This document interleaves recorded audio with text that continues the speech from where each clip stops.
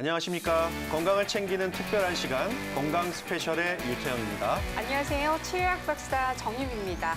우리가 살면서 한 번쯤은 다치고 흔히 다치는 질병 중에 하나가 바로 근육과 인대 이런 같은 근근근근력계 네. 질환이 아닐까 싶은데요. 맞아요. 네. 저희도 사실은 또 일을 하다 보면 뭐 손목이라든지 아니면 네. 목 같은 데서도 상처가 나거나 하는 경우가 많은데 혹시 유태영 원장님도 진료하시다가 혹시 어디 정형외과 좀 자주 갔다 오시는 편인가요?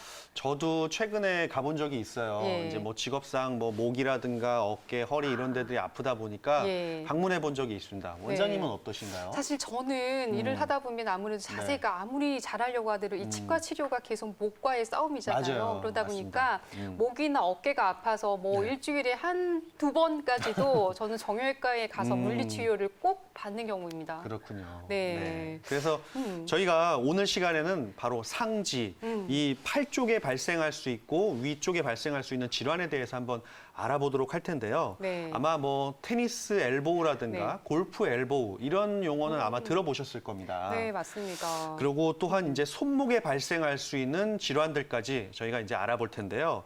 이 팔 쪽이 불편하신 분들은 한번 집중해서 보셨으면 좋겠습니다. 네, 그렇다고 하면 오늘 또 건강에 대한 특별한 시간, 건강 스케줄 한번 힘차게 출발해 볼까 하는데요. 도움 말씀 주실 배재호 원장님 화면으로 먼저 만나볼까요?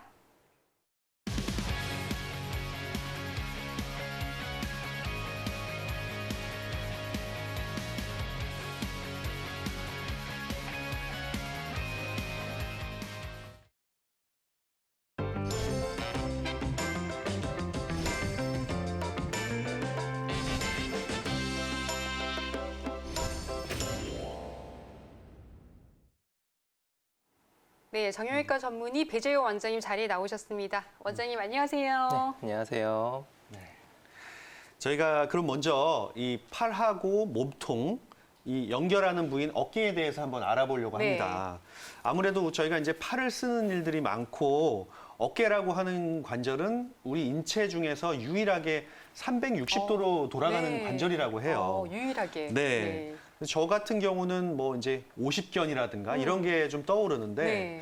원장님 혹시 최근에 와서 뭔가 수술 빈도가 급증하고 있는 질환이 있을까요? 네, 요즘에는 이제 그 회전근개 파열이라고 해서요. 이제 수술 이제 주변에서 수술하시는 분들을 많이 이제 볼 수가 있을 텐데요. 일단 회전근개 파열에 대해서 먼저 알아보기 전에 어깨에 대해서 잠깐 저희 좀 생길 수 있는 질환에 대해서 먼저 설명을 좀 드리겠습니다. 보통 우리가 어깨라고 하죠. 잠깐 이렇게 만져보면요. 견봉이라고 하는 이렇게 톡 튀어나온 뼈가 만져질 겁니다. 근데 이 뼈를 기준으로 해서 보통 이 위쪽 질환하고요. 그리고 이 아래쪽 질환 이렇게 나눠서 잠깐 설명을 드리면요. 어깨 이 견봉 위쪽이죠. 목 쪽으로 불편해 하시는 분들을 보면은 대부분 이제 단순한 근육통이 있다든지 아니면 이제 근막 통증 증후군 또는 이제 목에서부터 내려오는 목 디스크와 연관된 경우가 많이 있고요. 견봉 아래쪽으로 이 상완골 쪽으로 이렇게 아파하시는 분들을 보면은 회전근개라고 하는 어깨 힘줄과 연관된 질환이 있는 경우가 많이 있습니다. 보통 이제 어깨 쪽에 생길 수 있는 그 질환들을 간단히 몇 가지 이제 살펴보면요. 보통 이제 우리가 오십견이라고 하죠. 네. 유착성 활막염이 있고요. 그리고 엑스레이를 찍고 병원 가서 이제 많이 듣게 되는 석회성 힘줄염 그것도 이제 있을 수 있고, 그다음에 견쇄관절의 염증 때문에 통증이 생기는 견쇄관절염, 그리고 어깨 앞쪽이 아픈 분들 이쪽에 보면 이제 상완근, 이두박근 힘줄염이라고 하고요. 이런 질환도 있을 수가 있고요.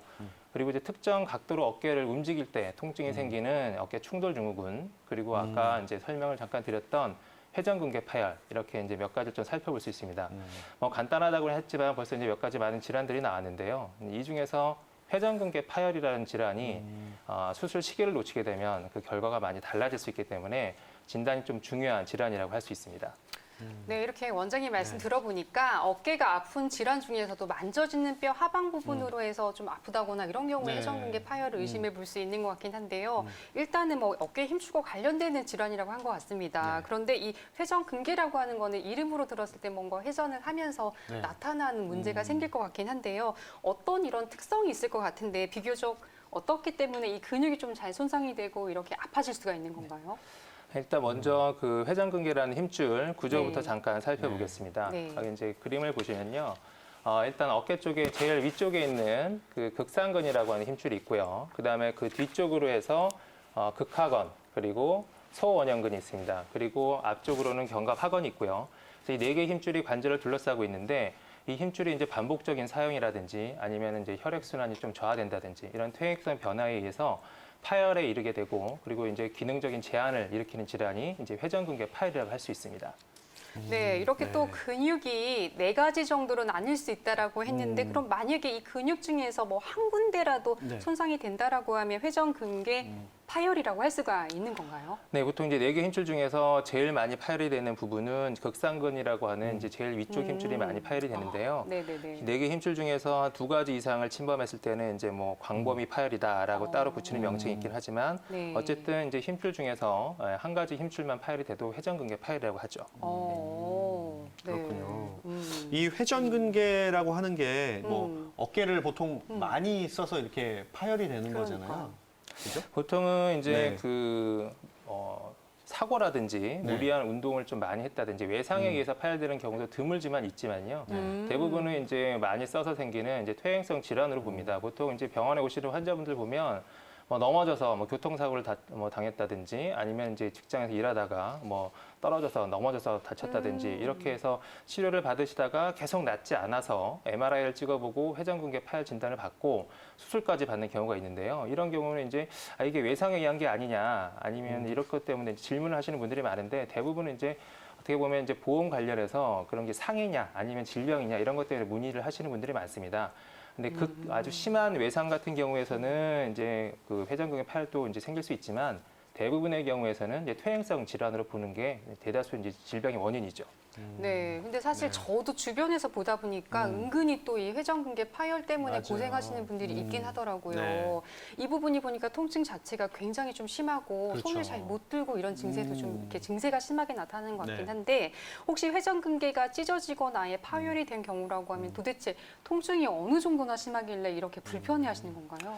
네, 보통은 이제 사실 회전근개 파열이 있는 경우에서는 통증이 그렇게 심하지는 않습니다. 예. 네. 그래서 뭐 주로 이제 병원에 오시는 분들 보면 밤에 야간 통증이 좀 있다, 밤에 잘 때 아프다라든지 아니면 이제 병변이 있는 부위로 무로 누워서 자는 게 좀 힘들다 이런 정도로 표현을 하시고요. 그리고 이제 반대로 이제 낮에 활동하실 때는 의외로 별로 이제 통증을 느끼는 경우가 많지 않기 때문에 사실 이제 병원을 내원을 잘 안 하는 그런 질환이죠.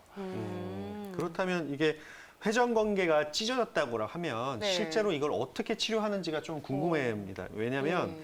뭐 뼈가 자연스럽게 붙듯이 가만히 놔두면 이게 붙는 건지 아니면 이게 억지로 붙여줘야지만 되는 건지 어떻게 치료를 하나요, 원장님? 예, 이제 자연이 붙게 된다면 상당히 이제 뭐 다행인데요. 네. 사실은 이제 회전근개 파열이 되면은 파열은 점점 진행을 하게 됩니다. 그래서 보통 이제 회전근개 파열이 이제 층이 있기 때문에 두께가 있기 때문에 부분 파열이냐 아니면 전층 파열이냐에 따라서 치료 방법이 달라지게 되는데요. 심하지 않은 이제 부분 파열 같은 경우에서는 이제 일반적으로 물리치료를 하면서 뭐 체외 충격파 치료를 한다든지 아니면 이제 주사 치료 방법으로 뭐 콜라겐 주사를 주입을 한다든지 아니면 우리가 흔히 알고 있는 프롤로 치료죠. 고농도 포도당을 주사를 통해서 재생을 좀 도와준다든지 그리고 이제 주변에서 이제 DNA라고 하는 PDRN이라고 하는 이제 재생 주사가 있는데요. 그런 성장 인자가 들어있는 주사를 통해서 재생을 도모하는 그런 보존적 치료를 시행하게 됩니다. 근데 하지만 이런 이제 그 보존적 치료에도 불구하고 증상이 지속되는 경우라든지 아니면 이제 층이 전층으로 다 파열됐다 이런 경우에는 어쩔 수 없이 관절경 내시경을 통해서 회전근개의 끊어진 부분을 봉합해주는 수술을 시행하게 됩니다. 이렇게 이제 그림을 좀 보시게 되면요, 그 MRI 검사를 통해서 그 끊어진 회전근개 파열, 전층 파열 부분이 이제 확인이 되면요. 다음 두 번째 그림 보시면은 이제 관절 내시경 그림인데요. 관절 내시경으로 들어가서 염증이 있는 부분을 좀 정리를 해주고요. 그리고 견봉이라고 하는 뼈 아래 골격이 튀어나와 있는 부분을 네. 버라고 하는 걸로 좀 갈아줍니다. 지붕을 좀 높여준다라고 환자들한테 설명을 드리긴 하는데요. 그리고 이제 아랫부분에 회전근개가 파열된 부분을 확인해서 그걸 좀 정리를 한 다음에 반으로 뜨는 거죠. 실을 떠서 원래 있던 자리에 이렇게 좀 꼬매주는 봉합술을 시행하게 됩니다. 근데 보통 이제 그 이런 전층 파열 같은 경우에서는 수술 시기를 놓치게 되면 이 파열된 부분이 퇴축되면서 뒤로 말려가게 되죠. 그래서 실제로 내시경 들어가서 바늘로 떠서 당겨올 수가 없게 됩니다. 이게 무한정 늘어나는 조직이 아니기 때문에 따라서 이제 수술이 좀 힘들어지게 되고요. 그 다음에 이제 결과도 달라지게 되죠. 그리고 심한 경우에서는 회전근개 봉합술을 내시경을 하지 못하고 인공관절 치환술을 하게 되기 때문에 정확하게 이제 수술 시기를 잘 찾는 것이 중요하다고 할 수 있습니다. 그리고 또 여기서 중요한 점은 이제 부분 파열인 경우인데요. 보통 이제 초음파 검사를 해서 부분 파열 정도가 어느 정도 좀 심하다, 회전근개 힘줄이 어느 정도 이제 안 좋다라는 게 확인이 되면 MRI 검사를 촬영을 해서 이 파열이 부분 파열이지만 수술을 할 정도의 상태이냐, 아니면은 보존적으로 재생 치료가 가능하냐, 이걸 결정하는 것이 제일 중요합니다.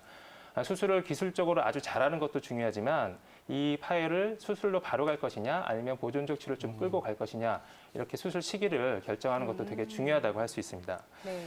그리고 이제 추가적으로 말씀드리고 싶은 거는 이제 수술을 했을 경우인데요. 보통 이제 수술했을 때 얼마나 회전근개라는 힘줄이 파열이 많이 됐냐, 그리고 수술할 때 얼마나 좀 많이 당겼냐, 수술의 어떤 그 수술방에서의 어떤 상황이죠. 그런 거에 따라서 달라지기는 하지만 보통 일반적으로 회전근개 봉합술을 한 분들은 6주에서 8주 정도까지 이 보조기를 차게 됩니다. 근데 보조기를 차고 있는 동안에 그 시기에 맞춰서 적절하게 재활 치료를 들어가야 되는데요.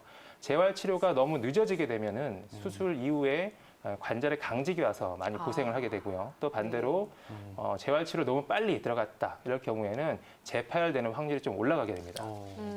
그렇군요. 이게 뭐 수술만큼이나 어떤 재활 치료를 잘 네. 받는 게 굉장히 그렇네요. 중요하다고 할 수 있겠네요. 그렇다고 하면은 우리가 이제 관절경 수술을 받고 나면 환자분들이 이런 것들 궁금해하실 것 같아요. 혹시 재발하진 않는지. 맞습니다. 어떤가요, 원장님? 어때요?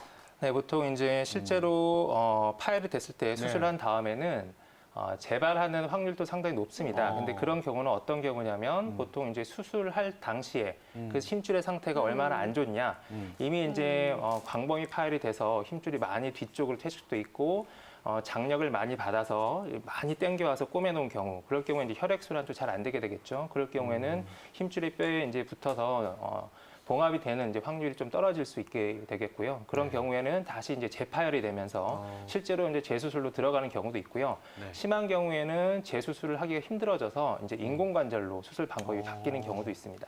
그렇군요. 네, 그런데 이렇게 어깨 질환의 대표적인 질환이 아무래도 회전근 파열이라든지 네. 이런 질환일 것 같긴 한데요. 맞아요. 사실은 저희도 어깨를 많이 쓰고 뭐 컴퓨터 하시는 분들 일단 어깨 쓰는 질환들이 직업들이 굉장히 많잖아요. 그렇죠. 그렇다고 하면 네. 이 외에도 다른 어깨 질환 정말 궁금해지긴 하는데요. 혹시 이 외에 주목해 봐야 할 어깨 질환은 또 어떤 것들이 좀 구체적으로 있나요?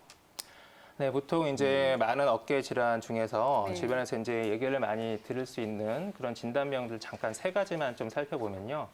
어깨 충돌 증후군이라는 게 있고요. 오. 그리고 아까 잠깐 설명드렸던 유착성 활막염이죠. 오십견이 있고, 그리고 석회성 힘줄염이 있습니다. 그 세 가지만 간단히 좀 설명을 드리겠습니다. 네. 보통 이제 먼저 충돌 증후군이라고 하면요. 이거는 회전근개 질환이긴 한데 견봉이라고 하는 어깨뼈 밑에서 우리가 팔을 쓰면서 회전근개 힘줄이 부딪히면서 염증을 일으키면서 통증을 유발하긴 하지만 네. 아직 이제 파열까지 가지 않은 상태를 이제 충돌 증후군이라고 합니다. 네. 혹시 네. 그러면 이제 이렇게 걸릴 때 이렇게 하면서 뚝뚝 소리 나는 음. 느낌 나는 돌릴 때 뭐 네, 이럴 맞죠. 때라든지 네, 이런 경우가 있는데 저도 좀 그러긴 하거든요. 혹시 그러니까 힘줄과 견봉이 네. 충돌하는 질환이라고 하면 이런 데 소리가 난다든지 아니면 좀 뭔가 이게 걸리는 느낌 같은 게 드는 질환이 맞나요? 네, 보통 이제 뚝뚝 소리까지는 나진 않고요. 네네. 하지만 이제 팔을 좀 쓸 때 네. 그때 이제 어깨가 좀 부딪히는 이런 불편감 같은 것을 아. 호소할 수가 있죠. 네. 그리고 특정 동작으로 돌릴 때 좀 아프다든지 아니면 뭔가 걸리는 느낌이 든다. 그 정도는 이제 느낌이 있으시지만 뭐 밖에서 소리가 나거나 그 정도는 아닙니다. 그렇다면 이렇게 어깨 충돌 증후군이라는 게 특별히 좀 많이 발생하는 사람들이 있을까요? 뭐 네. 운동선수라던가 뭐 아니면 네. 특히 뭐 야구선수 이런 분들이 좀 발생할 것도 같은데. 네네네. 네. 보통 이제 야구 선수 같은 경우에서는 뭐 말씀이 얘기가 나왔으니까 말인데 그 뭐 유현진 선수 같은 네네네. 경우는 반복적으로 투수 같은 경우에서는 우리가 슬랩이라 그래서요. 네. 팔을 던지는 동작을 많이 했을 때 상완근 이두의 장두가 이제 와순이라는 부분에 붙게 되는데 그게 당겨지면서 네. 외상으로 인해서 이제 파열되는 경우도 있고요. 근데 그거는 하지만 이제 회전근개 파열은 아닙니다. 그리고 이제 충돌 증후군 같은 경우는 주로 어떤 경우에 많이 발생하냐면 안 하던 운동을 하는 경우에 예를 들어서 이제 일반적으로 운동을 좀 해야겠다. 그래서 이제 배드민턴을 좀 한다든지 아니면 이제 수영을 좀 한다든지 그리고 아니면 뭐 요가를 좀 한다든지 그래서 평상시에는 그 운동 범위를 사용을 안 했는데 갑자기 이제 좀 운동 범위가 넓어진 경우에 그런 경우에 좀 생길 수가 있고요. 네. 그리고 특히나 우리가 이제 엑스레이를 찍어 보다 보면은 견봉이라는 뼈가 타입이 여러 가지가 있는데 약간 갈고리처럼 휘어져 있는 타입이 있습니다. 그런 경우에는 우리가 이제 같은 동작을 하더라도 어깨의 힘줄이 그 견봉 밑에서 좀 부딪히는 확률이 좀 올라갈 수가 있죠. 그래서 이런 경우에는 우리가 엑스레이만 봐도 엑스레이상에서 뭐 눈썹 사이나 그래서 좀 하얗게 견봉 밑이 좀 부딪혀서 좀 변화가 좀 보인다라든지 이런 경우에는 우리가 의심을 하고 회전근개 밑에 지나가는 힘줄이 팔까지는 가지 않았나라는 이제 확인하기 위해서 초음파 검사까지도 하게 되죠. 네, 이렇게 또 어깨 질환이 워낙에 다양하다 보니까 일단은 정형외과 전문의의 진단을 통해서 정확하게 맞습니다. 판별하는 것이 중요할 네. 것 같고요. 그렇다고 하면 이게 어깨 충돌 증후군이 생겼어요. 어떤 치료 방법으로 해결을 하게 됩니까? 네, 보통 이제 충돌 증후군은 일반적으로 이제 약물을 좀 먼저 복용하고요. 네. 그리고 물리치료를 시행합니다. 그래서 이런 보존적 치료로 좀 호전이 되는 경우도 있고요. 하지만 이 휘어져 있는 골극 밑에서 견봉이란 뼈 밑에서 힘줄에 좀 과도하게 힘줄이 자극받아서 염증을 유발하는 경우에는 초음파를 보면서 그 힘줄 윗부분에 일종의 스테로이드 주사죠. 이런 계통의 주사 치료를 할 수도 있습니다. 그래서 주사를 보통 하게 되면은 통증은 많이 줄어들게 되는데 염증을 좀 많이 가라앉히는 거죠.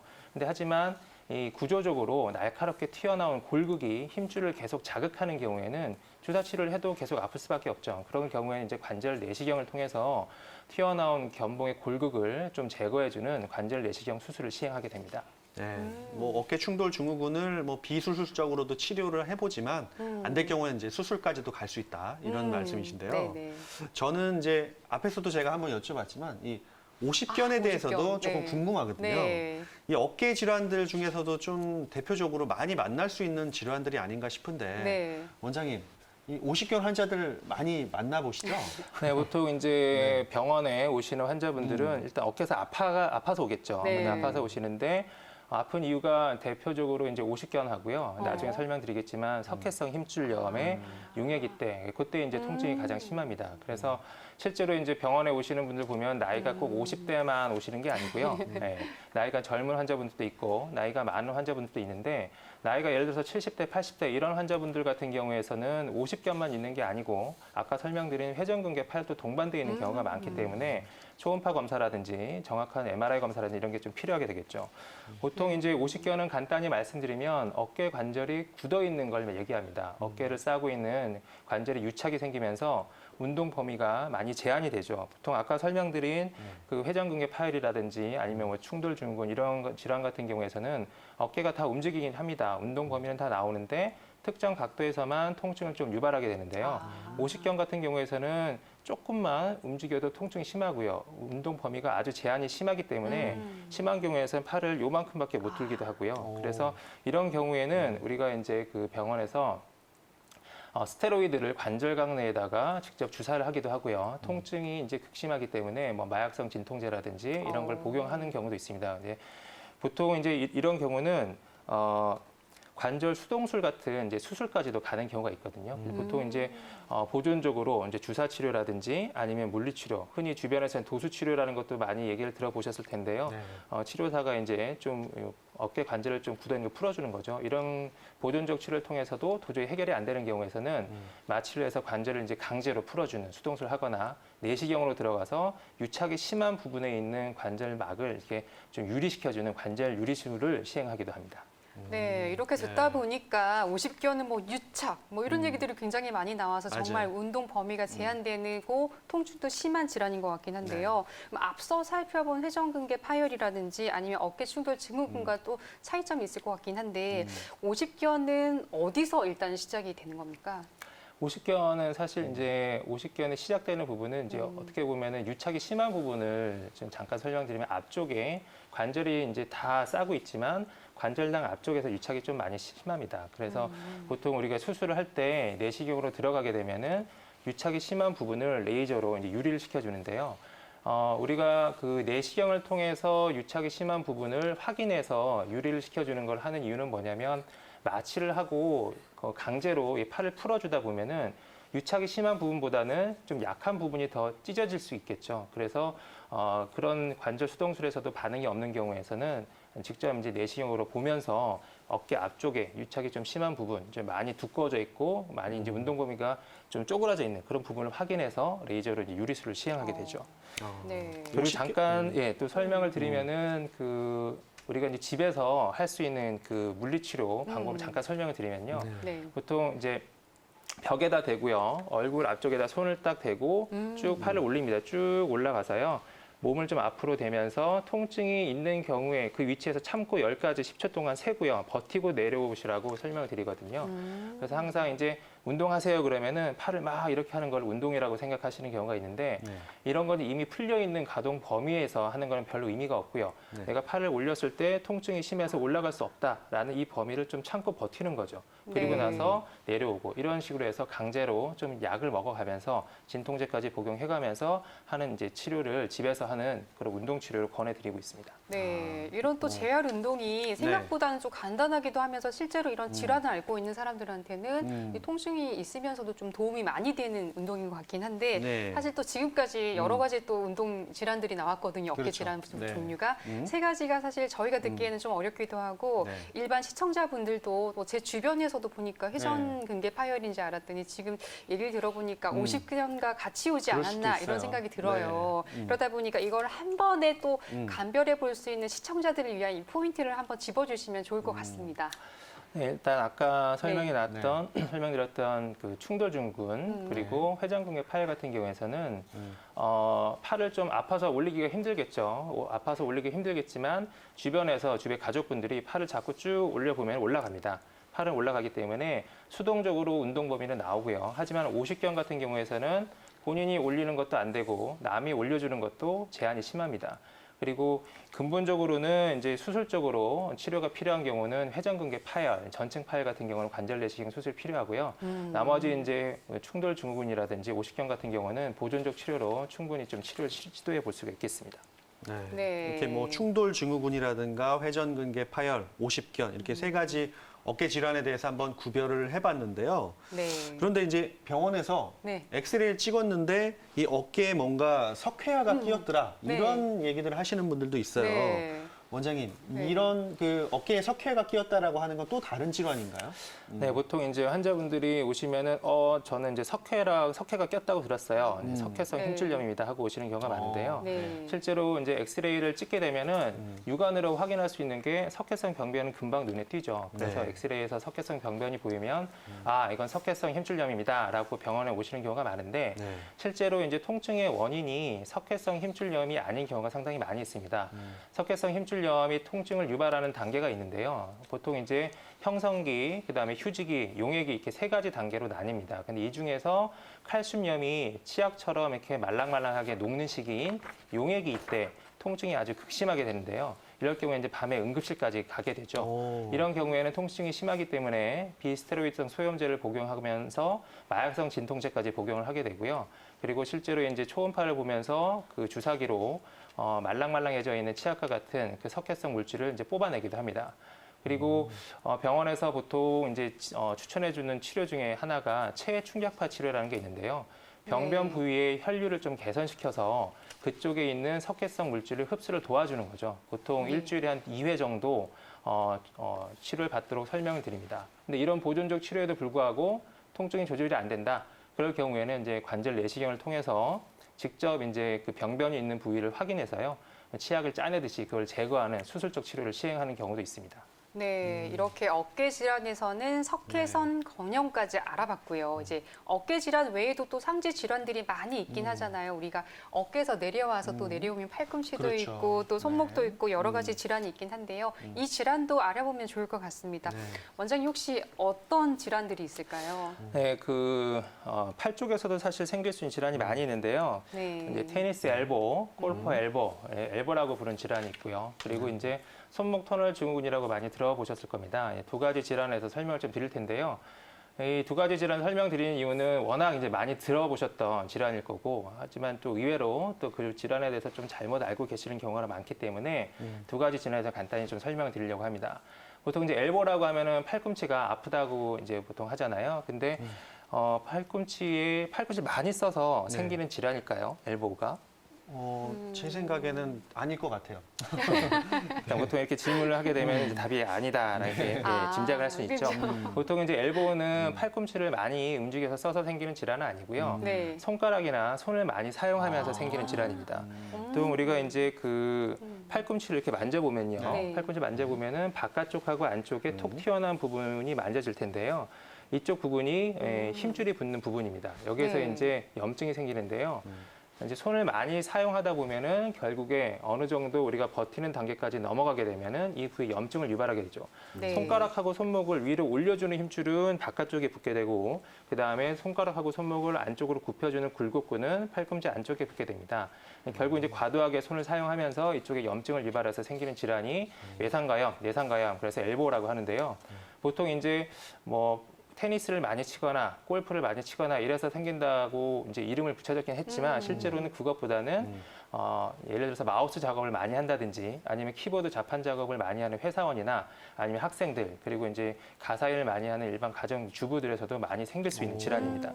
그리고 바깥쪽에 많이 생기는 경우가 안쪽보다 더 많은데요. 그거는 우리 이제 손가락이나 손목이 신전 운동을 많이 하기 때문에 통계적으로 보면 안쪽보다는 바깥쪽 외상가염이 좀 환자들이 많은 편입니다. 네. 이제 저는 이제 주변에서 보면은 골프를 치다가 골프 엘보 왔다 이런 얘기를 많이 들어보긴 맞아요. 했었는데 네. 아무래도 손목을 쓰면 안 그렇죠. 되는데 써가지고 문제가 생긴 거네요. 그런데 이 특히나 테니스 엘보 같은 경우에는 주부들도 생길 수가 있다라고 그렇습니다. 하니까 이 질환도 주의해서 보시면 좋을 것 같습니다. 자, 그런데 당연히 이 질환도 어쨌든 다른 질환처럼 초기에 치료하는 것이 중요할 것 같은데 혹시 초기에 치료하게 된다라고 하면 뭐 물리 치료라든지 이런 비수술적 치료로도 좋아질 수 있는 거겠죠? 네. 네. 엘보는 이제 외상가염, 내상가염은요. 네. 좀 수술보다는 이제 비수술적 치료로 치료하는 경우가 더 많습니다. 네네네. 보통 이제 심하지 않은 경우에서는 손을 좀 과도하게 사용하는 걸 좀 줄이라고 설명을 드리고요. 집에서의 간단한 스트레칭만으로도 좋아지는 경우가 많이 있습니다. 자, 팔꿈치를 이렇게 쭉 펴시고요. 그 다음에 손목을 아래로 젖히시고 반대쪽 손으로 손가락 끝을 잡고 지그시 당깁니다. 이때 중요한 거는 이제 팔꿈치를 편 상태에서 이걸 하셔야 된다는 거고요. 한 10초 이상 쭉 당겨보시면은 약간 좀 염증이 있는 분들은 이쪽으로 당겨지는 통증이 좀 많이 느껴지게 됩니다. 이런 경우에 이제 바깥쪽 외상가염 경우에 아래쪽으로 당겨주시면 되고요. 위쪽으로 젖혀서 지그시 당겨주시면 이건 안쪽에 있는 내상가염에 대한 스트레칭 방법입니다. 그래서 10초 동안 세는 거를 일주일에 하루에 한 3번 정도 그리고 한 번 할 때 5분 이상씩 하시라고 이제 설명드리고 있습니다. 근데 이제 보통 집에서는 이런 이제 그 스트레칭을 하시고 병원에 오시게 되면은 일반적으로 하는 물리치료를 하죠. 물리치료를 하시는데 요즘에 좀 많이 하는 치료 방법 중에 하나가 체해 충격파 치료라는 게 있습니다. 예. 체해 충격파 치료 아까 잠깐 설명이 석회성 힘줄점에서도 나왔는데요. 결국 이제 병변 부위, 힘줄이 좀 안 좋게 된 부위에 충격파를 가해주면 주변에 이제 혈류 조직을 개선시켜 줍니다. 그렇게 되면 치유와 관련된 이제 성장 인자라든지 이런 것들이 좀 모이게 되죠. 그렇게 될 경우에는 이제 결국 이제 재생을 도와주는 치료인데 이 치료는 일주일에 한 2번 정도 하게 되는데 보통 4주에서 8주 정도까지 치료가 필요하다고 설명을 드립니다. 그래서 치료 기간이 상당히 좀 길고 또 치료할 때 조금 아프거든요. 강도 조절이 가능한데 좀 통증이 좀 동반되고 또 요즘에 이제 체해 충격파 치료가 아직 의료보험이 안 되는 비급여 항목이기 때문에 비용적으로 좀 부담이 되고 그래서 환자분들이 조금 따라오기는 힘든 경우도 많이 있는데요. 어쨌든 주사 치료보다는 체해 충격파 치료로 효과를 보는 경우가 많이 있기 때문에 수술 이전에 비수술적 치료 첫 번째 단계로 저는 개인적으로는 체해 충격파 치료를 좀 추천해 드리고 있습니다. 지금 말씀해 주신 것들은 이제 뭐 비수술 치료라 그래서 조금 간단하게 해볼 네. 수 있는 것들인데 네. 이렇게 했을 때 뭔가 치료가 호전이 되면 좋겠지만 호전이 안 되는 경우에는 또 어떻게 치료를 해볼 수 있을까요, 원장님? 네, 보통 이렇게 체해 충격파 치료가 사실 아까 설명드렸듯이 한 4주에서 8주 동안 치료를 해야 되기 때문에 네. 환자분들이 또 바쁜 분들도 많고요. 또 시간 내기도 힘들 경우도 많고 네. 그리고 또 특히나 이렇게 치료를 하다가 치료 효과가 없는 경우가 있습니다. 치료 효과가 너무 더디다든지 이럴 네. 경우에는 그냥 주사 치료도 같이 병행을 하게 되는데요. 팔꿈치에 할 수 있는 이제 주사 치료가 한 보통 한 4가지 정도만 간단히 좀 설명을 드리면요. 첫 번째는 우리 흔히 이제 프롤로라고 하죠. 그래서 이 포도당, 고농도의 포도당을 병변이 있는 부위에다가 투여를 해줍니다. 그래서 일부러 염증 반응을 삼투압착해서 염증 반응을 유발시키는 건데요. 쉽게 얘기하면 불을 내는 거죠. 불이 났으니까 빨리 와서 불 꺼달라. 이렇게 해서 병변구에 일부러 염증을 유발시켜서 치료할 수 있는 물질들이 모이게 해줍니다. 그러면서 이제 그 재생 치료를 도와주는 방법인데요. 보통 일주일에 한 번씩 5번 정도 5주에 걸쳐서 치료를 시행하는 주사 방법입니다. 그리고 또 다른 하나 방법은 이제 콜라겐 주사가 있는데요. 실제로 이제 그 병변이 있는 부분에 직접 이 힘줄 성분이죠. 콜라겐 성분을 투여를 해서 일주일 간격으로 한 2-3번 정도 주사를 치료하는 콜라겐 주사 방법이 있고요. 또 하나는 이제 PDRN, DNA 이렇게 설명을 하는 이제 주사 치료인데요. 보통은 이제 성형외과 영역에서 창상 치유 목적으로 개발된 이제 주사입니다.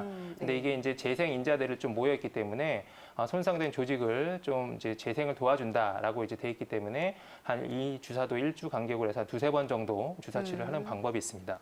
근데 보통 이 3가지 주사 치료는 사실은 이제 재생을 도와주는 치료긴 한데요. 환자분들이 일단 병원에 아파서 오셨는데 그 주사를 맞아도 사실은 통증 조절은 잘 금방 나타나지 않습니다. 보통 재생되는데 시간이 좀 걸리고 몇 주 동안 치료 기간이 필요하기 때문에 이런 통증이 많이 심하다 이런 경우에서는 우리가 어쩔 수 없이 스테로이드 주사를 사용하게 되는데요.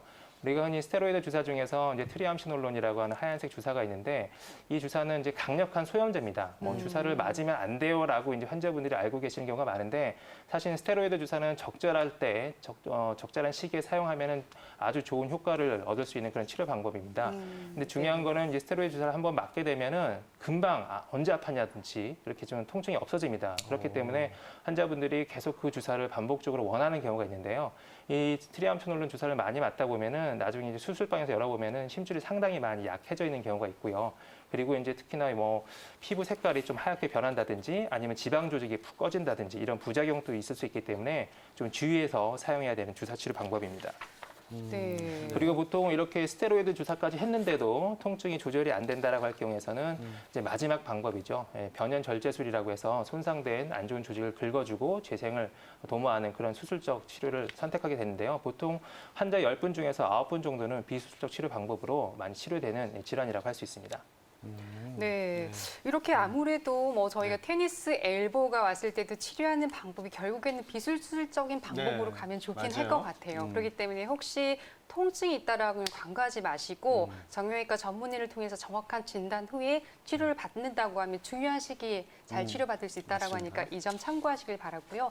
저희는 지금 생방송으로 진행되고 있는 건강 스페셜과 함께하고 있습니다. 이제 원장님 저희가 아무래도 좀 위쪽에 상지를 많이 쓰잖아요. 맞아요. 많이 어깨도 쓰죠. 아프기도 하고 손목도 네. 아프기도 하고 지금까지 어깨에 대한 얘기도 했다고 하고 네. 저희가 또 팔목도 얘기를 팔목도 했으면 했죠. 이제 또 중요한 게 뭐가 남아 있을까요? 이제 뭐 손목 쪽 남은 게 아닐까요? 그렇죠. 네. 손목이 남았는데 저는 사실 손목을 당연히 중요하게 생각을 하거든요. 네. 저희가 계속 손목을 사용해서 어떤 일을 하게 되고 뭐 저희가 진료도 하지만 보통 분들이 손목을 쓰지 않고 뭐 하는 일은 거의 없을 것 같아요. 그렇죠. 그렇다고 하면 좀 이 부분에 대해서 좀 고민을 해봐야 할 것 같은데 목 디스크인지 알고 갔다가 뭐 손목 팔목 다 저리고 이러다가 봤더니 결국에는 네. 손목 문제더라 이렇게 그럴 수 진단 있죠. 받으시는 분들이 의외로 많더라고요.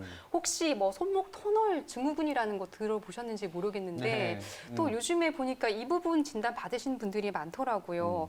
원장님이 정확하게 사실 좀 생소하긴 한데 손목 터널 네. 증후군 어떤 질환인가요?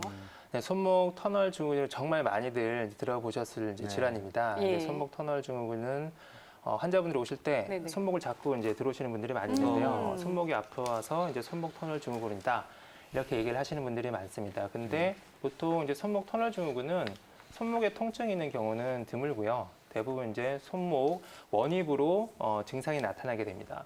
손목이 아픈 경우는 이제 실제로 이제 진찰을 해보면 이쪽 전완부에서 손목에 붙게 되는 예를 들어 손목을 굽혀주는 힘줄염이라든지 이런 힘줄의 염증 때문에 손목이 아픈 경우가 많이 있고요. 손목 터널 증후군은 이제 환자분들이 진찰을 해보면 손목이 아픈 건 아니고 사실은 이제 손가락 쪽이 저린 증상이 주된 증상입니다. 보통 우리가 손목에는 양쪽에 이제 뼈가 있고요. 이제 바닥에도 뼈가 있고 지붕이 이제 두꺼운 횡수근 인대라고 하는 이제 인대가 있습니다. 그 사이에 여러 가지 이제 그 구조물들이 지나가는데 대부분 이제 손가락이나 이제 손가락을 굽혀주는 굴곡근이 그 터널 안에 이 여러 가지 전선처럼 지나가고 있고요. 거기에 정중신경이라고 하는 신경이 하나 지나갑니다. 근데 이 구조물이 이제 손목 터널이라고 하는데 구조적으로 조금 좁은 분들도 있어요. 근데 뭐 실제로 이제 검사를 하다 보면은 거기에 뭐 덩어리 같은 게 뭐 지방종이라든지 다른 이제 결절종이라든지 덩어리가 하필 그 자리에 자리 잡고 있는 경우도 있고요. 하지만 그런 경우는 상당히 드물고 대부분은 이제 손을 많이 사용하게 되면 그 굴곡근 주변이 많이 붓게 됩니다. 뭐 염증 반응 일으켜서 많이 붓게 되고 그로 인해서 그 사이에 껴있는 정중신경이 눌리게 되죠. 그 정중신경이 눌리게 되면 그 정중신경이 지배하는 부위로 절이라든지 감각이 좀 무뎌요, 아니면 화끈거립니다, 뭐 많이 아파요, 이런 여러 가지 다양한 양상으로 통증이 나타나게 됩니다. 근데 보통은 이제 아까도 잠깐 설명을 드렸지만 손가락이 저린 경우에 이게 뭐 목 디스크일 경우도 있고요. 네. 이제 원인이 여러 가지 있는 경우가 있을 수 있는데 특징적으로 이 손목 터널 증후군 같은 경우는 아까 설명드린 정중신경이 지배하는 부분이 눌려서 생기는 증상이기 때문에 저린 증상이 엄지손가락, 두 번째, 세 번째, 그리고 네 번째 손가락의 엄지 쪽 여기만 저리게 됩니다. 새끼손가락은 저리지가 않아요. 그래서 보통 환자분들이 손이 다 저려요 해서 진찰을 해보면 새끼손가락은 저린 증상이 없는 경우, 이런 경우가 많이 있죠. 그리고 집에서 보통 간단하게 하실 수 있는 이제 확인하는 방법으로는 이렇게 손을 쭉 펴셔가지고요. 손목을 굽힌 상태에서 이렇게 맞대고요. 이제 한 1분 정도 좀 이렇게 손목을 90도로 유지한 상태로 유지를 해보면 정상인 경우에서는 별 증상이 없는데 손목 터널 증후군이 있는 경우에서는 손가락 원입으로 이렇게 저린 증상이 나타나게 됩니다. 팔렘 검사라고 하는 검사로 실제로 이제 진료실에서도 사용하는 검사 방법인데요. 이런 경우는 이제 병원에 오셔가지고 정확한 진단을 좀 받아보실 필요가 있습니다. 그리고 이게 보통 이제 저린 증상이 주된 증상이지만 만약에 좀 심하게 눌려 있는 경우가 있습니다. 눌려 있는 경우가 좀 심한 경우, 그러니까 결국에는 손목 터널 증후군이 좀 심한 경우에는 엄지 쪽에 있는 근육, 무지구라고 하는 근육이 위축이 됩니다. 이것도 정중신경이 담당하고 있는 일종의 운동신경이 담당하고 있는 근육이기 때문에 이 근육이 이제 마르는 거죠. 양쪽 손을 네. 비교해 보면 여기는 도톰한데 한쪽은 좀 말라 있는 경우가 있습니다. 이런 경우에서는 이미 상당히 좀 진행이 된 상태인 거죠. 그런 경우에는 좀 실제로 힘이 빠지기 때문에 네. 잘 짚는 게 힘이 잘 안 들어간다든지 이런 증상이 생길 경우에서는 사실은 이제 상당히 많이 진행된 상태이기 때문에 빨리 병원에 오셔서 진찰을 받는 게 좀 필요합니다. 네. 이렇게 뭐 집에서 직접 해볼 수 있는 이런 검사들이 있어서 좋네요. 네네네. 혹 해보셨어요? 방금 이렇게? 네, 저도 해보니까 약간 네. 좀 불편한 느낌이 살짝 그쵸? 들긴 네, 하는데. 저희도 먼저 손목을 많이 쓰다 보니까 혹시 네네네. 이렇게 증상이 있지는 않은지 저희 원장님한테 네. 한번 검사를 받아봐야 될 것 그래야 같아요. 될 것 같은데요. 네. 그렇다면 저희가 이렇게 검사를 해서 만약에 손목 터널 증후군이 발생을 했다라고 하면 이 손목 터널 증후군을 치료하는 방법은 또 어떤 게 있을까요, 원장님? 네, 이제 손목 터널 증후군 같은 경우에서는 네. 일단 처음에 증상이 좀 심하지 않은 경우에부터 먼저 살펴보면요. 보통 이제 기본적으로 소염제 같은 약을 좀 복용을 하고요. 네. 그리고 손을 좀 덜 씁니다. 손을 좀 쓰는 걸 줄이시라 그러고 약을 좀 복용하면서 손목 쪽에 일반적으로 하는 물리치료를 시행합니다. 물리치료를 시행하고 그리고 집에서 이제 따뜻한 물에 손목까지 담그세요. 이런 것도 좀 설명을 드리고요. 그런데 그 집에서 이제 이런 이제 좀 손을 좀 쉬면서 약도 복용하고 물리치료도 했는데도 손이 많이 계속 저리다 이럴 경우에는 병원에 오셔서 초음파를 보면서 그 아까 그 정중신경이 눌려 있다고 했는데 초음파를 보면서 그 정중신경 주변에다가 주사치를 하게 됩니다. 일종의 스테로이드 계통을 좀 투여를 하게 되는데요. 이 치료는 사실은 치료적인 목적도 있지만 어떻게 보면은 이제 진단적인 목적도 있습니다. 그 주사를 했더니 저린 증상이 싹 없어졌다. 이런 경우는 목이라든지 다른 신경이 내려오는 길목에서 신경이 눌려서 저린 증상이 생긴 게 아니고 손목 터널 쪽에서 정중신경이 눌려서 손이 저린 증상이 생긴 거다. 이렇게 우리가 역으로 진단을 할 수가 있는 거죠. 네. 근데 이 주사 치료라는 게 뭐 흔히들 이제 잘 아시겠지만 반복적으로 시행하는 건 좋지는 않습니다. 근데 주사를 한 다음에 예를 들어서 뭐 저린 증상이 호전이 됐는데 금방 다시 또 이제 증상이 나타났다든지 아니면 호전이 없다라고 하면은 결국에 가서는 이제 수술적인 치료까지 가는 이제 그런 상태도 있을 수 있기 때문에 일단 주사를 어느 병원에서 몇 번을 맞았냐 이런 것도 진료를 받으실 때 설명을 좀 해주셔야 되고요. 주사 맞고 나서 증상 호전 여부에 따라서 우리가 심한 경우에는 수술 쪽으로 넘어가야 됩니다. 만약에 네. 그렇다고 하면 이렇게 손목에 터널 증후군을 진단을 받았어요. 네. 그렇다고 하면 우선 뭐 치료는 당연히 기본이긴 하지만 그렇죠. 생활 네. 습관으로 또 우리가 최대한 손을 안 쓰는 게 혹시 이 치료에 또는 호전에 좀 도움이 될까요? 보통 이제 손을 안 쓸 수는 없죠. 네, 손을 안 쓸 수는 없는데요. 네. 근데 우리가 이제 어쨌든 이제 염증 반응이기 때문에 힘줄을 많이 써서 결국은 생기는 질환이기 때문에 될 수 있으면 손을 좀 쓰지 말라 이렇게 설명을 드리고요. 네. 그리고 이제 교과서적으로는 주로 이제 밤에 이렇게 반깁스 같은 걸 여기다 대놓고 손을 좀 이제 움직이지 않도록 이렇게 고정시켜주는 이제 치료 방법도 시행하게 됩니다.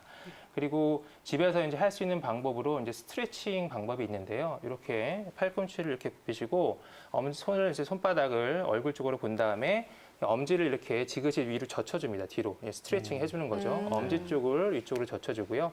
그다음에 손가락도 잡아서 뒤로 이렇게 젖혀줍니다. 아까 우리가 유발 검사라고 해서 팔렘 검사라고 하는 거는 굴곡을 시켰잖아요. 네네네. 이제 굴곡시키는 거와 반대 방향으로 이제 신전을 시키면서 스트레칭을 해주면 집에서 할 수 있는 이 치료 방법 중에 하나인데 이렇게 해주면은 좀 이제 신전되면서 주변에 있는 눌려 있는 정중신경이 조금 이제 풀릴 수 있는 그런 치료로서 우리가 좀 권해드리고 있습니다.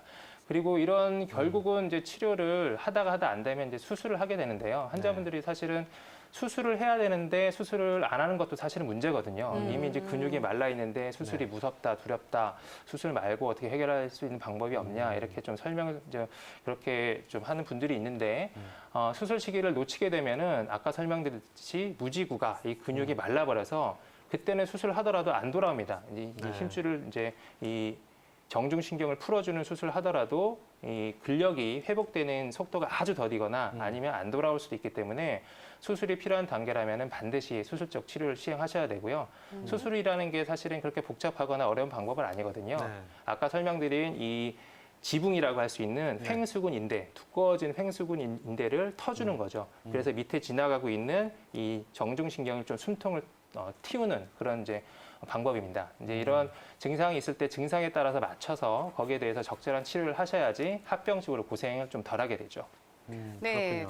이렇게 네. 이제 원장님 말씀 통해서 저희가 뭐 이렇게 상지 질환 중에서 네. 어깨 그리고 팔꿈치, 손목에 대해서 자세하게 지금 알아보고 있긴 한데요. 네. 보통 당연히 저희가 이제 정형외과 가면 엑스레이는 기본적으로 찍는다고 생각을 그렇죠. 하잖아요. 네. 근데 저희가 조금 더 진단을 위해서 전문의의 판단에 따라서 MRI를 찍는 경우가 있는데 네. 이걸 좀 여러 번 찍게 되는 경우도 있거든요. 맞아요. 이 혹시 MRI는 정확한 진단을 위해서 꼭 필요한 건지 그리고 그 여러 번 찍었을 때 혹시 뭐 건강상의 문제가 있거나 이러진 않은지 많이 궁금해하시는 것 같아요. MRI 같은 경우에서는 아직까지는 뭐 네. 특별히 우리가 이제 CT나 엑스레이 같은 경우는 이제 과도하게 찍는 거, 특히 이제 CT 같은 경우죠. 엑스레이보다는 이제 CT 같은 경우는 많이 찍게 되면은 이제 방사선에 이제 노출되는 이제 양이 좀 축적된 양이 많아지기 때문에 좀 우리가 좀 제한을 좀 두는데요. 일상적으로 이제 검사할 때마다 찍는 엑스레이 이런 거는 뭐 특별히 많이 문제가 되지는 않습니다. 그리고 아까 말씀하신 MRI 같은 경우는 사실은 이제 비용적으로 좀 부담이 돼서 그렇지 어떤 정확한 진단을 위해서는 MRI를 촬영하는 게 진단 목적이나 이런 데 치료 목적을 치료를 위해서는 수술이라든지 이런 게 필요할 경우다. 아니면 이제 수술이 과연 필요하냐 이런 걸 할 때는 MRI가 필요하죠. 근데 환자분들 중에서는 MRI를 이제 꼭 찍어야지만 이게 좀 정확하게 진단을 할 수 있다라고 생각하는 분들이 많이 있습니다. 그래서 가장 MRI가 비싸기 때문에 엑스레이는 찍으면 요 정도 알 수 있고 CT는 좀 더 비싸기 때문에 요만큼 알 수 있고 또 MRI는 더 많이 알 수 있다라고 이제 생각하시는 경우가 많은데요. 어떤 질환에 따라서 MRI보다 CT가 더 정확한 진단을 위해서 필요한 경우가 있고요. 어떤 경우는 MRI까지 전혀 필요가 없는 질환도 많이 있습니다. 아까 잠깐 설명드린 이제 손목 터널 증후군 같은 경우에서는 우리가 수술을 시행할 때 혹시나 그 터널 속에 다른 어떤 이제 뭐 이 자리를 차지하고 있는 신경을 압박하고 있는 이런 구조물들이 덩어리 같은 게 뭐 양성 종양 덩어리라든지 이런 게 있는지를 확인하기 위해서 MRI를 수술 직전에 이제 검사를 하시는 거고요. 보통은 이제 엑스레이를 통해서 아니면 이제 초음파 검사 정도를 해서 충분히 진단이 가능하죠. 그래서 뭐 MRI 검사를 이제 물어보신 거는 여러 번 찍는다 그래서 몸에 해롭지 않냐 이런 이제 그런 질문이었는데요. 전혀 이제 그런 건 없지만 진단을 위해서 반드시 필요한 경우에만 촬영하는 걸 추천해 드리고 있습니다. MRI라고 하는 게 꼭 필요한 경우에는 찍어주는 것이 좋다라고 네. 생각할 수 있겠네요. 예. 근데 이제 그런 MRI라든가 이런 거를 촬영을 할 때 뭐 자주 촬영해도 괜찮냐 이런 그 걱정도 있겠지만 환자분들 중에는 이제 비용이라든가 이런 것 때문에 좀 그런 걸 찍을 때도 좀 주저하시는 분들도 있을 것 같아요. 그래서 이제 정형외과에서 하는 뭔가 수술적인 치료라든가 이런 것들은 좀 큰 비용이 들어가기 때문에 혹시 저희가 말씀드렸던 어떤 상지 질환들 중에서 뭐 혹시 병원에 찾아서 큰 비용이 들지 않고 뭐 보험 적용이 된다거나 뭐 이런 것들이 좀 있을까요? 검사를 할 때는요, 뭐 네. 상지 쪽에서만 설명을 드리자면은 이제 상지 쪽에서 우리가 MRI를 꼭 찍어야 되냐라고 네. 했을 때 한 가지만 좀 찾아달라 그러면은 네. 상지 쪽에서는 이제 어깨죠. 근데 어깨가 MRI를 많이 촬영하는데 어깨 같은 경우에서도 보통 보존적 치료를 4주 이상 했는데도 불구하고 계속 통증이 있다. 이런 경우에는 이제 MRI 검사를 하게 되는데요.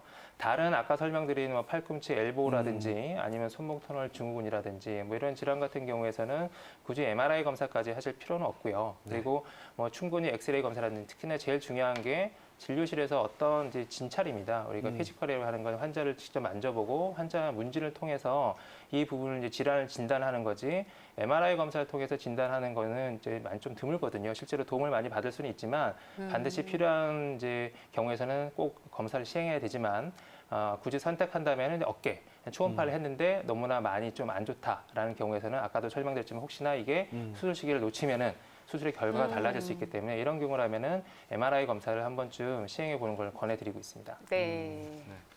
네, 이렇게 뭐 어깨부터 팔꿈치, 손목까지 아주 다양한 네. 질환으로 병원을 찾는 환자분들이 많이 만나긴 하실 텐데요. 원장님께서 이 환자분들에게 또는 시청자분들에게 꼭 전하고 싶은 말씀이 있다면 어떤 것이 있나요? 네, 보통 이제 병원에 오시는 분들은 대부분 이제 병원에 처음 오시는 분들 중에서는 다른 병원에서 많이 이제 다니다가 오시는 분들이 많습니다. 네. 그래서 실제로 이제 어떤 병원에서 다 진단을 다 받고 오시는 거죠. 근데 환자분들 스스로 여러 매체를 통해서 진단을 하고 오시는 분들도 있고요. 근데 실제로 이제 보다 보면은 그 질환이 좀 틀린 경우가 많이 있습니다. 진단이 다르다기보다는 여러 가지 원인이 섞여 있는데 그 중에서 한 가지 질환에 대해서 본인이 알고 계시고 이제 거기에 대해서만 치료를 받으시려고 하는 분들이 있는데요. 뭐 예를 들면 나는 이제 어깨 뭐 회전근개 파열이다. 아니면 뭐 석회성 힘줄염이다. 아니면 손목 터널 증후군이다라고 해서 이렇게 오시는 분들을 살펴보면 실제로 보면은 목 디스크 때문에 쭉 다 전체적으로 통증이 있는데 반대로 알고 계시는 경우도 있고요. 그리고 반대로 이제 목 디스크 때문에 병원에 왔다 하는데 실제로 만져보면은 여기는 이제 근막 통증 증후군이 있고 이쪽은 뭐 충돌 증후군이 있으면서 여기는 이제 외상감이 있어서 전체적으로 다 아프다고 표현하시는 분들도 있습니다. 이제 이런 경우에서는 당연한 얘기지만 목 디스크 치료를 해서는 좋아지지 않겠죠. 그래서 환자분들이 보통 이제 그 MRI를 가지고 오시는 분들이 많은데요. MRI를 찍고 와서 어깨 회전근개 파열이라고 진단을 받았는데 이거를 가지고 오셨을 때 제가 이제 MRI를 봤을 때는 부분 파열이고 아주 극소인데 아픈 원인은 사실은 이제 유착성 활막염이 있는 경우 이런 경우는 당연히 수술보다는 스트레칭을 해주고 주사 치료라든지 이런 걸로 이제 충분히 좋아질 수 있는 경우죠. 그래서 환자분들한테 이제 말씀드리고 싶은 거는 어떤 여러 가지 질환을 이제 본인이 선입관이나 이런 것 때문에 꼭 이거는 이거다라고 하지 마시고 시기에 따라서 그 원인이 바뀔 수 있다라는 거 그걸 좀 한 가지 말씀드리고 싶고요. 나머지 하나는 좀 짧게 말씀드리고 싶은 거는 누가 어디서 뭐 10만 원짜리 주사를 맞았다. 5만 원짜리 맞았다. 그 주사를 놔달라. 이런 분들이 있습니다. 근데 사실은 이제 특히나 요즘에는 비급여 항목 같은 경우에서는 병원마다 정해놓은 이제 기준이 다 다르기 때문에 얼마짜리 주사라는 거는 있지 않고요. 그리고 중요한 거는 어떤 환자한테는 적용됐지만 본인한테는 그 주사의 효과가 없을 수도 있다. 그래서 남들한테 적용되는 주사 치료 효과가 본인한테는 아닐 수 있다는 거를 좀 아셨으면 좋겠습니다. 네. 네. 뭐 오늘 이렇게 얘기해 주신 거 보니까 저희가 이제 상지 쪽에 관련된 질환에서 뭐 어깨에서부터 이제 팔, 그다음에 이제 뭐 손목까지 네네네. 여러 가지 질환도 저희가 살펴봤잖아요. 네네네. 네. 이 모든 질환들이 저희가 흔하게 알 수 있는 질환이긴 한데 또 환자분들이 스스로 이렇게 판단하면 되지 않고 꼭 반드시 이렇게 정형외과 전문의 선생님하고 상담을 꼭 받아보셨으면 네. 좋겠습니다. 네. 자, 건강 스페셜에서 준비한 소식은 바로 여기까지입니다. 네. 자, 저희는 다음 이 시간에 더 알차고 건강한 정보로 찾아뵙도록 하겠습니다. 함께해 주신 여러분 고맙습니다.